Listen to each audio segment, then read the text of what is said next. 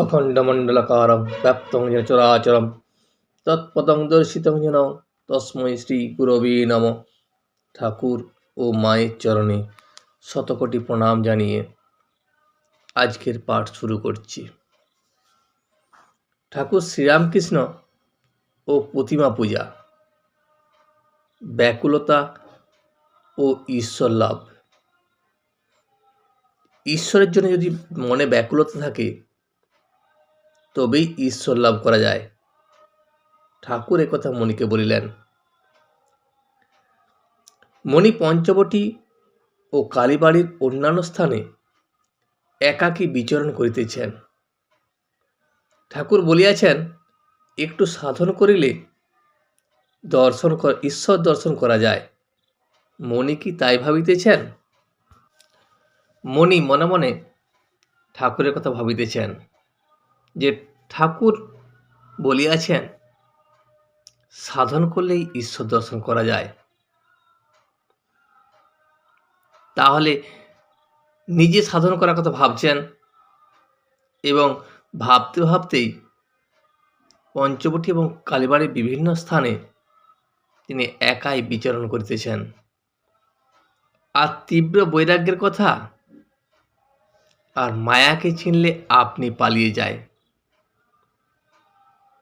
এইসব বিভিন্ন কথা ভাবছেন। ঠাকুর বলেছেন যদি মায়াকে চিনতে পারো তাহলে মায়া আর তোমাকে জড়িয়ে থাকবে না, সে ভয়ে তোমার কাছ থেকে পালিয়ে যাবে।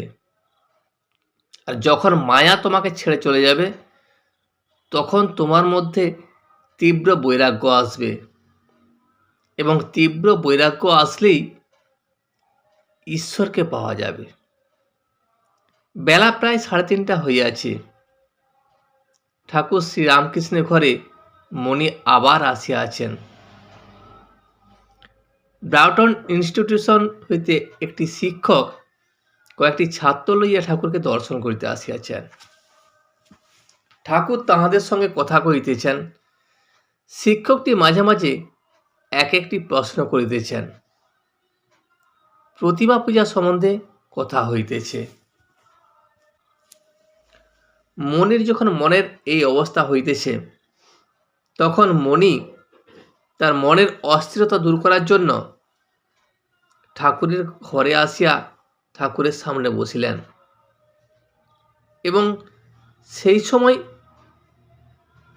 ব্রাউটন ইনস্টিটিউশনের শিক্ষক তার ছাত্রদের নিয়ে ঠাকুরের সঙ্গে দেখা করতে আসছেন, এবং তিনি বিভিন্ন ধরনের ঠাকুরের প্রশ্ন করতেছেন।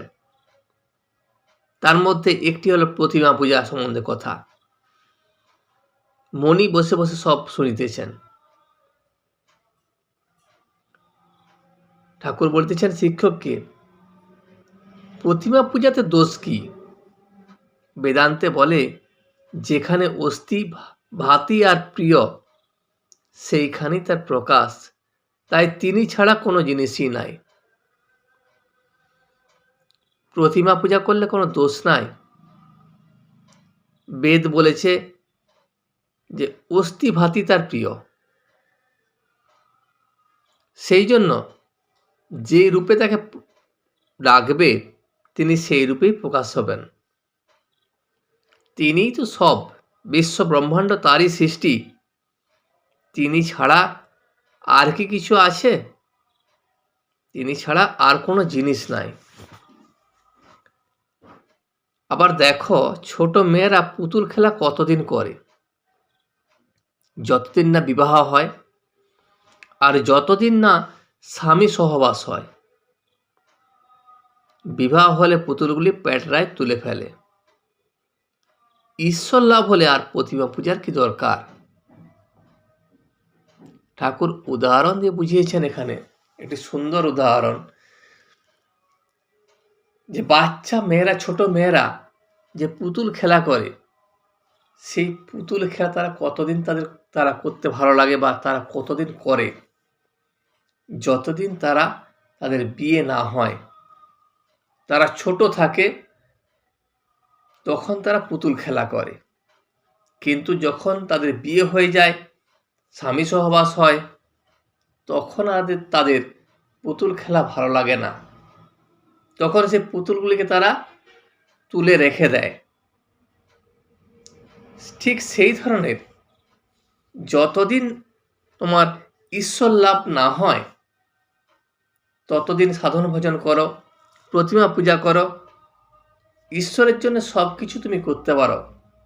কিন্তু যখন ঈশ্বর লাভ হয়, ঈশ্বর লাভ হওয়ার পর আর কিছু দরকার হয় না, প্রতিমা পূজারও দরকার হয় না এবং সাধন ভজনেরও দরকার হয় না।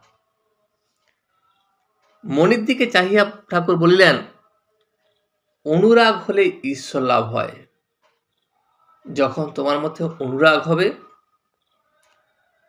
তখন ঈশ্বর লাভ হবে এবং খুব ব্যাকুলতা চায়।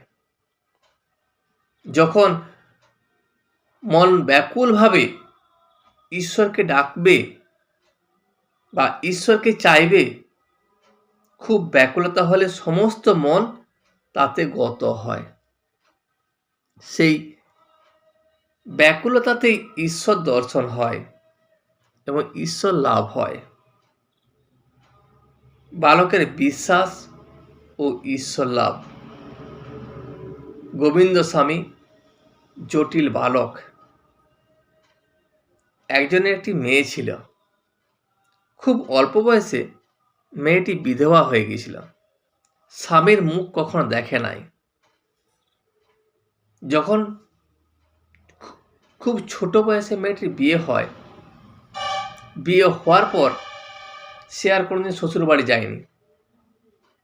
সেই জন্য স্বামী কেমন জিনিস বা স্বামী দেখতে কেমন সেটা সে জানেই না। তো অন্য মেয়েদের স্বামী আসে দেখে, পাশাপাশি যেসব মেয়েরা আছে তাদের যখন বিয়ে হয়ে যায় সে দেখে যে তাদের স্বামীরা আসে। সে একদিন বললে, বাবা আমার স্বামী কই? তার বাবা বলে, গোবিন্দ তোমার স্বামী। যখন অপর লোকেরা স্বামীরা আসে, অপর মেয়েদের স্বামীরা আসে, তখন তার মনে হয় তাহলে আমার স্বামী কোথায়, আমার স্বামী কেন আসে না? সেই প্রশ্ন তার বাবাকে জিজ্ঞাসা করে। সেই বাবা তখন কোনো উত্তর না দিতে পেরে তিনি বলেন, গোবিন্দই তোমার স্বামী, অর্থাৎ ঈশ্বর তোমার স্বামী। তাকে ডাকলে তিনি দেখা দেন। মেয়েটি ওই কথা শুনে ঘরে দ্বার দিয়ে গোবিন্দকে ডাকে আর কাঁদে। মেয়েটির সরল বিশ্বাস, সে তার বাবার কথা বিশ্বাস করে গোবিন্দকে সে এক মনে ডেকে চলেছে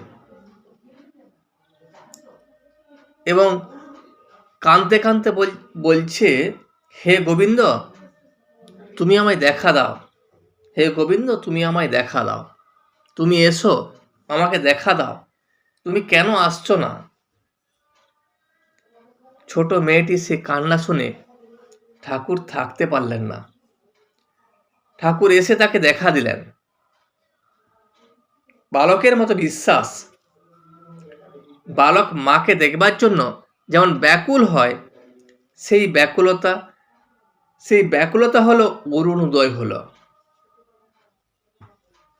যখন ছোট বালক তার মায়ের কাছে যাবার জন্য এবং মাকে দেখার জন্য ব্যাকুল হয়ে তাকে ডাকে, ঠিক সেই সময় তার মনে অরুণ উদয় হলো।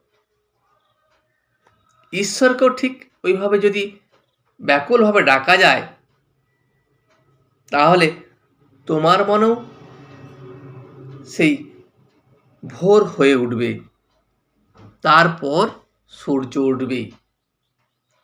যখনই তোমার জীবনের ভোর হবে তখন তারপরেই সূর্য উঠবে। এই ব্যাকুলতার পরেই ঈশ্বর দর্শন হয়। যখন মনের এই ব্যাকুলতা আসবে তারপরেই তুমি জেনে রেখো তুমি ঈশ্বর লাভ করবে। জটিল বালকের কথা আছে, সে পাঠশালায় যেত। একটু বনের পথ দিয়ে পাঠশালায় যেতে হতো। তাই সে ভয় পেত। মাকে বলতো, মা মা বললে, তোর ভয় কি? যখন ওই বাচ্চা ছেলেটি বনের মধ্যে দিয়ে পাঠশালে যেত, তখন তার ভয় করতো। বনের ভেতর একা একা যেত। সে তার মাকে বললে, মা বলল, তোর ভয় নেই, বনে তোর মধুসূদন দাদা আছে, তাকে ডাকবি। তখন ছেলেটি জিজ্ঞাসা করলো, মধুসূদন কে? মা বললে, মধুসূদন তোর দাদা হয়। ছেলের মনে এই গভীর বিশ্বাস, সরলতা, সে তাই বিশ্বাস করবে যে মধুসূদন তার দাদা হয়, এবং যদি ভয় পায় তাহলে তাকে ডাকলে সে আমাকে এসে আমার সাথে সাথে যাবে। কেউ কোথাও নাই, সে একা যেতে যেতে যখনই ভয় পেয়েছে অমনি তখন ডাকছে, দাদা মধুসূদন, দাদা মধুসূদন। কিন্তু কাউকে দেখতে পাচ্ছে না, কেউ কোথাও নেই। তখন উচ্চস্বরে আরো কাঁদতে লাগলো, কোথায় দাদা মধুসূদন, তুমি এসো, আমার বড় ভয় পেয়েছে।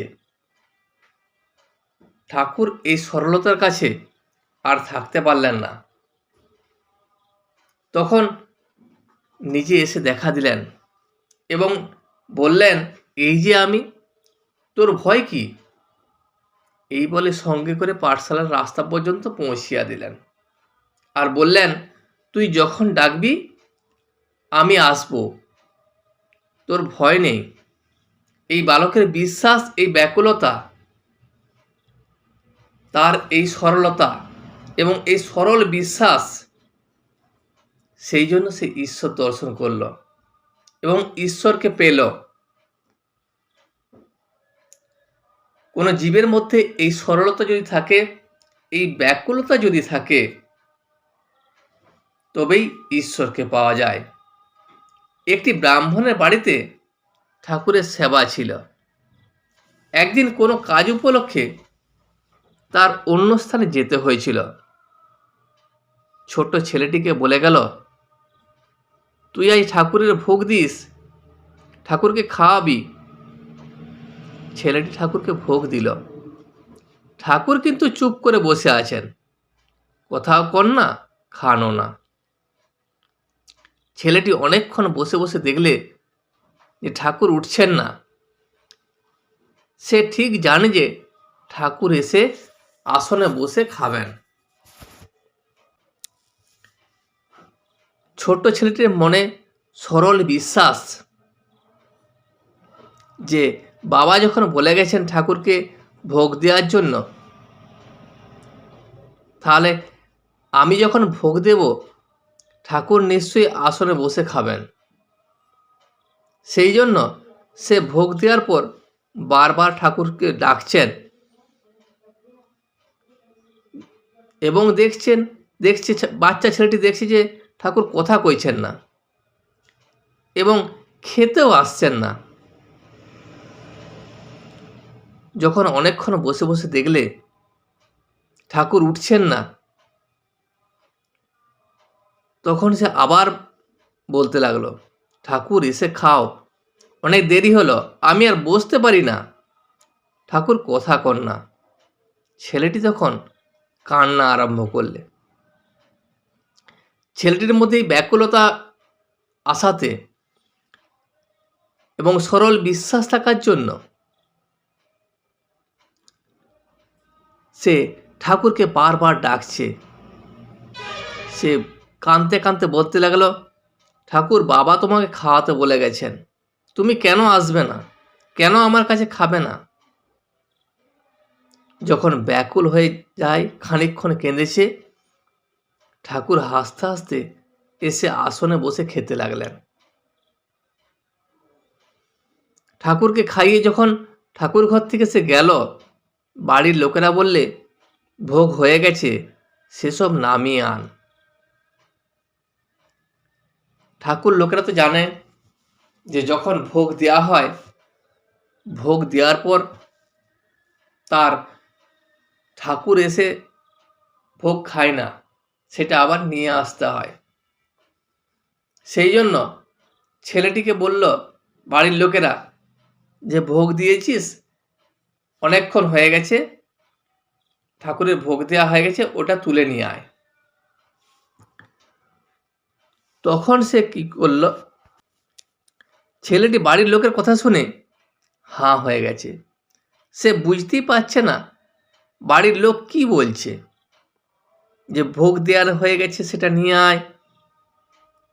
এবং ছেলেটি তখন বলল, ঠাকুর তো সব খেয়ে নিয়েছেন, তাহলে তুলে কি নিয়ে আসবো?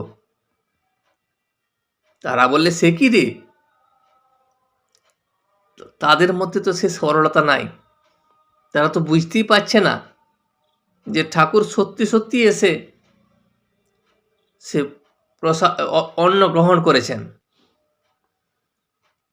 ছেলেটি তার সরল বুদ্ধিতে বললে, কেন, ঠাকুর তো খেয়ে গেছেন। তখন সকলে মিলে ঠাকুর ঘরে গিয়ে দেখে যে সত্যি সত্যি ঠাকুর ভোগ খেয়েছেন, এবং দেখে সবাই অবাক হয়ে গেলেন। সন্ধ্যা হইতে দেরি আছে। ঠাকুর শ্রী রামকৃষ্ণ নহবতখানার দক্ষিণ পার্শ্বে দাঁড়াইয়া মণির সহিত কথা কইতেছেন। সম্মুখে গঙ্গা, ঠাকুরের গায়ে গরম কাপড়। ঠাকুর বলিলেন তিনি পঞ্চবটির ঘরে শোবেন। মণি তখন বলিলেন, নহবতখানার উপরের ঘরটি কি দেবে না? মণি থাকার জন্য মণির নহবতখানার উপরের ঘরটি খুব পছন্দ। সেই জন্য ঠাকুরকে জিজ্ঞাসা করলেন, আমি যদি নহবতখানার উপরের ঘরটিতে থাকি তাহলে কি পাবো না? ঠাকুর খাজাঞ্চিকে মণির কথা বলিবেন, থাকবার ঘর একটি নির্দিষ্ট করে দেবেন। তার নহবতের উপরের ঘর পছন্দ হয়েছে। তিনি তো কবিত্বপ্রিয়। নহবত থেকে আকাশ, গঙ্গা, চাঁদের আলো, ফুল গাছ এসব দেখা যায়। সেই জন্য মণির নহবতখানার উপরের ঘরটি পছন্দের ঘর। ঠাকুর তখন বললেন, দেবে না কেন? তবে পঞ্চবটির ঘর বলছি এই জন্য ওখানে অনেক হরিনাম, ঈশ্বর চিন্তা হয়েছে। যদি তুমি নহবতখানার উপরের ঘরে থাকো তাও থাকতে পারো। আবার আমি তোমাকে পঞ্চবটির ঘরে থাকতে বলছি এই কারণে, কারণ পঞ্চবটির ঘরে অনেক ঈশ্বরীয় কথা হয়েছে, এবং সেখানে ঈশ্বরীয় কথা হয়, হরিনাম হয়। সেই জন্য সেই স্থানটি খুব পবিত্র, তোমার সাধনার পক্ষে উপযুক্ত জায়গা। তুমি সেখানেই থাকতে পারো। তোমার যেখানে ইচ্ছা তুমি সেখানেই থাকো। আজ এই পর্যন্তই। ভিডিওটি শেষ পর্যন্ত দেখার জন্য আপনাকে অসংখ্য ধন্যবাদ। ভিডিওটি যদি আপনার ভালো লেগে থাকে তাহলে একটা লাইক, কমেন্ট এবং বন্ধুর সাথে শেয়ার করে দেবেন।